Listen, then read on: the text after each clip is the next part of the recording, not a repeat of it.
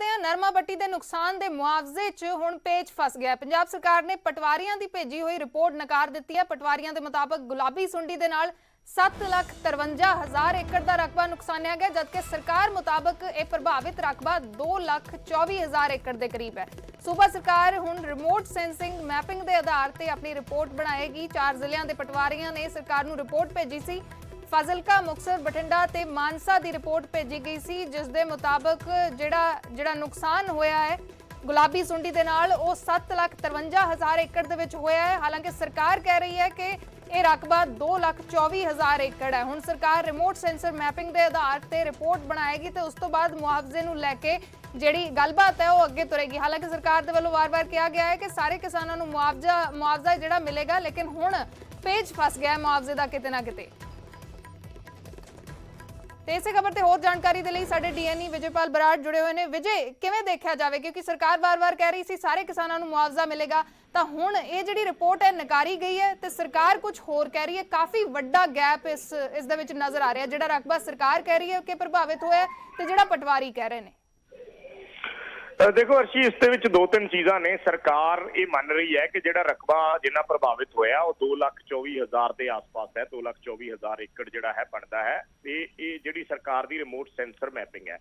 पटवारियां ने जिहड़ी रिपोर्ट भेजी है, सरकार दा ये कहना है, जिहड़ा एग्रीकल्चर डिपार्टमेंट है उसके जिहड़े अधिकारी ने वो ये कहते हैं कि ਜਿਹੜੀ ਪਟਵਾਰੀਆਂ ਨੇ ਰਿਪੋਰਟ ਬਣਾ ਕੇ ਭੇਜੀ ਹੈ ਉਹ ਉਹਨਾਂ ਨੇ ਓਵਰਆਲ ਜਿੰਨੇ ਰਕਬੇ ਦੇ ਵਿੱਚ ਨਰਮਾ ਬੀਜਿਆ ਗਿਆ ਸੀ ਉਹਨਾਂ ਨੇ ਓਵਰਆਲ ਰਕਬੇ ਦੀ ਰਿਪੋਰਟ ਬਣਾ ਕੇ ਭੇਜਤੀ।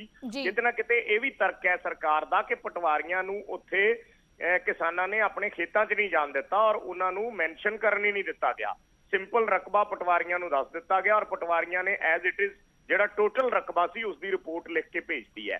ਪਰ ਸਰਕਾਰ ਦੀ ਆਪਣੀ ਇੱਕ ਸੈਂਸਰ ਮੈਪਿੰਗ ਹੁੰਦੀ ਹੈ। ਸਰਕਾਰ ਦੇ ਇਹ ਆਈਡੀਏ ਨੇ। ਸਰਕਾਰ ਨੇ ਇਸ ਬਾਬਤ ਕੋਈ ਫੈਸਲਾ ਨਹੀਂ ਲਿਆ। ਫੈਸਲਾ ਅਗਲੇ ਦਿਨਾਂ ਦੇ ਵਿੱਚ ਕਰਨਾ ਹੈ। ਕਿ ਉਹ ਫੈਸਲਾ ਕਿਸ ਲਿਹਾਜ਼ ਨਾਲ ਲਿਆ ਜਾਂਦਾ, ਉਸ ਫੈਸਲੇ ਦੇ ਵਿਰੋਧ ਹੁੰਦੇ ਨੇ ਨਹੀਂ ਹੁੰਦੇ, ਇਹ ਅਲੱਗ ਇਸ਼ੂ ਨੇ।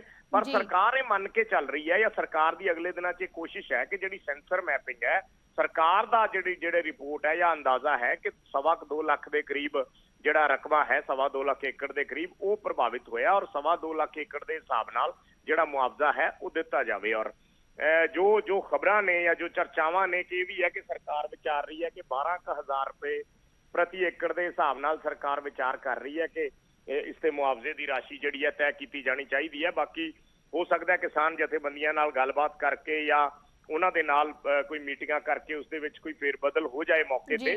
ਪਰ ਫਿਲਹਾਲ ਇਹ ਜਿਹੜਾ ਐਗਰੀਕਲਚਰ ਡਿਪਾਰਟਮੈਂਟ ਹੈ, ਪੰਜਾਬ ਸਰਕਾਰ ਦਾ ਖੇਤੀਬਾੜੀ ਮਹਿਕਮਾ ਹੈ, ਉਹ ਇਹ ਵਿਚਾਰ ਰਿਹਾ ਕਿ ਅਗਲੇ ਦਿਨਾਂ 'ਚ ਜਿਹੜੀ ਸਰਕਾਰ ਦੀ ਰਿਮੋਟ ਸੈਂਸਰ ਮੈਪਿੰਗ ਹੈ ਉਸ ਦੇ ਆਧਾਰ ਤੇ ਜਿੰਨੀ ਫਸਲ ਦਾ ਖਰਾਬਾ ਹੋਇਆ ਉਸ ਦੇ ਲਿਹਾਜ਼ ਨਾਲ ਰਿਪੋਰਟ ਤਿਆਰ ਕੀਤੀ ਜਾਵੇ। ਔਰ ਇਹ ਉਮੀਦ ਹੈ ਅਰਸ਼ੀ ਕਿ 1-2 ਦਿਨਾਂ ਦੇ ਵਿੱਚ ਇਸ ਬਾਬਤ ਜਿਹੜਾ ਹੈ ਉਹ ਫਾਈਨਲ ਫੈਸਲਾ ਸਰਕਾਰ ਤੋਂ ਲੈ ਲਿਆ ਜਾਏਗਾ। ਪਟਵਾਰੀਆਂ ਵਾਲੀ ਫਿਰ ਜਿਹੜੀ ਗੈਪ ਦੀ ਗੱਲ ਤੁਸੀਂ ਕਰ ਰਹੇ ਹੋ ਕਿ 5 ਲੱਖ ਏਕੜ ਦਾ ਜਿਹੜਾ ਗੈਪ ਹੈ, ਕਿਉਂਕਿ ਉਹ 7.5 ਲੱਖ ਏਕੜ ਦੱਸਦੇ ਨੇ, ਸਰਕਾਰ 2.25 ਲੱਖ ਏਕੜ ਦੱਸਦੀ ਹੈ, ਤਾਂ ਉਸ ਦਾ ਤਰਕ ਫਿਲਹਾਲ ਸਰਕਾਰ ਇਹ ਦੇ ਰਹੀ ਹੈ ਕਿ ਪਟਵਾਰੀਆਂ ਨੇ ਜਿਹੜਾ ਟੋਟਲ ਰਕਬਾ ਸੀ ਉਸ ਦੀ ਰਿਪੋਰਟ ਲਿਖ ਕੇ ਭੇਜਤੀ ਔਰ ਉਹਨਾਂ ਨੇ ਕਿਹਾ ਕਿ ਸਾਨੂੰ ਜਿਹੜਾ ਹੈ ਉਸ ਦਾ ਮੁਆਇਨਾ ਕਰਨ ਨਹੀਂ ਦਿੱਤਾ ਗਿਆ। ਇਸ ਵਜ੍ਹਾ ਕਰਕੇ ਪਟਵਾਰੀਆਂ ਨੇ ਟੋਟਲ ਰਕਬੇ ਦੀ ਭੇਜਤੀ, ਜਦਕਿ ਟੋਟਲ ਰਕਬਾ ਖਰਾਬ ਨਹੀਂ ਹੋਇਆ। ਖਰਾਬ ਜਿਹੜਾ ਹੋਇਆ ਸਰਕਾਰ ਇਹ ਮੰਨ ਰਹੀ ਹੈ ਕਿ ਖਰਾਬ 2.25 ਲੱਖ ਏਕੜ ਦੇ ਕਰੀਬ ਹੋਇਆ ਔਰ ਉਸ ਦਾ ਮੁਆਵਜ਼ਾ ਉਹ ਕਿਸਾਨਾਂ ਨੂੰ ਦੇ ਦੇਣਗੇ। ਜੀ ਠੀਕ ਹੈ ਵਿਜੇ, ਸ਼ੁਕਰੀਆ ਫਿਲਹਾਲ ਪੂਰੀ ਜਾਣਕਾਰੀ ਦੇ ਲਈ। ਤਾਂ ਨਰਮਾ ਪੱਟੀ ਦੇ ਕਿਸਾਨਾਂ ਦੀ ਜਿਹੜੀ ਫਸਲ ਖਰਾਬ ਹੋਈ ਹੈ ਉਸ ਨੂੰ ਲੈ ਕੇ ਫਿਲਹਾਲ ਮੁਆਵਜ਼ੇ 'ਚ ਪੇਚ ਫਸ ਗਿਆ, ਕਿਉਂਕਿ ਜਿਹੜੀ ਪਟਵਾਰੀਆਂ ਨੇ ਰਿਪੋਰਟ ਤਿਆਰ ਕੀਤੀ ਹੈ ਉਸ ਦੇ ਵਿੱਚ ਰਕਬਾ 7,53,000 ਏਕੜ ਦੱਸਿਆ ਗਿਆ, ਜਦਕਿ ਸਰਕਾਰ ਦੀ ਜਿਹੜੀ ਰਿਪੋਰਟ ਹੈ, ਜਿਹੜੀ ਰਿਮੋਟ ਸੈਂਸਿੰਗ ਦੇ ਨਾਲ ਸਰਕਾਰ ਦੱਸ ਰਹੀ ਹੈ ਕਿ ਇਹ ਰਕਬਾ ਤਕਰੀਬਨ 2.25 ਲੱਖ ਏਕੜ ਦਾ ਹੈ। ਤਾਂ ਇਸ ਤੇ ਫਿਲਹਾਲ ਪੇਚ ਫਸਿਆ ਹੈ। ਜਲਦ ਹੀ ਉਮੀਦ ਹੈ ਕਿ ਇਸ ਤੇ ਕੋਈ ਫੈਸਲਾ ਹੈ ਉਹ ਹੋ ਸਕਦਾ ਹੈ।